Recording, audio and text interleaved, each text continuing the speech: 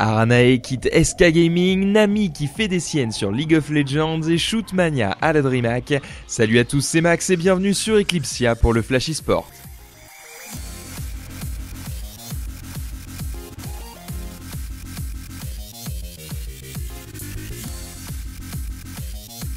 Ça y est, c'est officiel, entamé les chants d'honneur, le glas d'Aranae a sonné.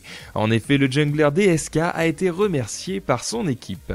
Au départ recruté en décembre 2010 lorsqu'il faisait partie de Dimaggio avec Ocelot, Altor, Wicked et N-Rated, il a ensuite joué chez de nombreuses équipes comme Dignitas, Meteor Makers ou Navi avant de revenir chez SK en juillet 2012.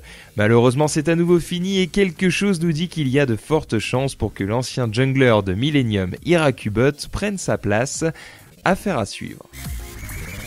Encore une petite mise à jour sur la PBE, chers invocateurs. L'essor de Nami change de nom et tous ses ratios sont baissés, excepté son heal qui lui est augmenté. Des changements ont aussi été apportés au rasoir de Madred, à la Mercurial Scimitar, la Spirit Stone, l'épée du divin et la lanterne de Briggle.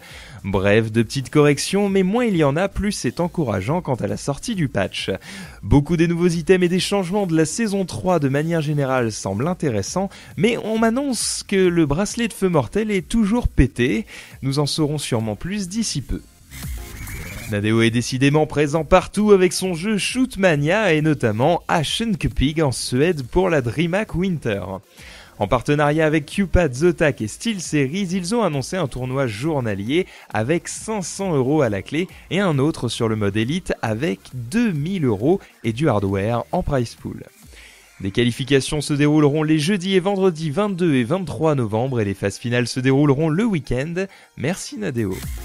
Ça y est, c'est officiel, entamé les chants d'honneur, le glas de MTW a sonné. En effet, pas de bol pour les tenants officiels du titre, ils ne seront pas présents à la DreamHack Winter pour le défendre cette fois-ci. Quand on voit les déboires qu'a subi l'équipe récemment, on se doute qu'il n'est pas évident pour Sinderen, capitaine de l'équipe, de reformer une line-up stable. Assez drôle quand on y pense, puisqu'il était cette année avec le joueur Matrim, son partenaire des Wildoney Badgers, avec qui il a remporté la DreamHack la première fois.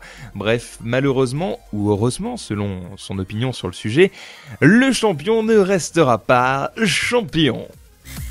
On verse également une petite larme pour le clan Poland qui s'était royalement qualifié et ne pourra pas participer non plus par manque de moyens financiers. On ne sait pas à l'heure actuelle comment les organisateurs de la DreamHack vont combler les slots vacants. Nul doute que de nombreuses équipes frappent déjà aux portes pour les prendre. Enfin, un petit clin d'œil à Gamers League qui nous avait fait l'honneur de participer au match d'ouverture du Survivor à l'époque et qui annonce son nouveau roster. Si on sera content de revoir le joueur roumain Bon7, on constatera également que l'équipe fait dans le line-up varié puisqu'il sera accompagné du joueur allemand Dement, le suisse SLHZ, le serbe Grizin et le suédois Stompa. Nous leur souhaitons donc bonne chance pour les tournois à venir et notamment le 4PL, le Thor Open, le Fnatic Red Call Cup et les qualifieurs de The Defense auxquels ils participeront. Bon jeu messieurs. Enfin ce soir, retrouvez-moi en compagnie de Jiraya et si le jeu se débloque sur Steam, nous aurons la chance de vous présenter Hitman Absolution. Je comprends pas pourquoi on l'a pas déjà en fait, on a scanné le code barre pourtant. Voilà, le Flash eSport c'est fini pour aujourd'hui, on se retrouve demain pour plus de news sur Eclipsia. Allez, tard plus.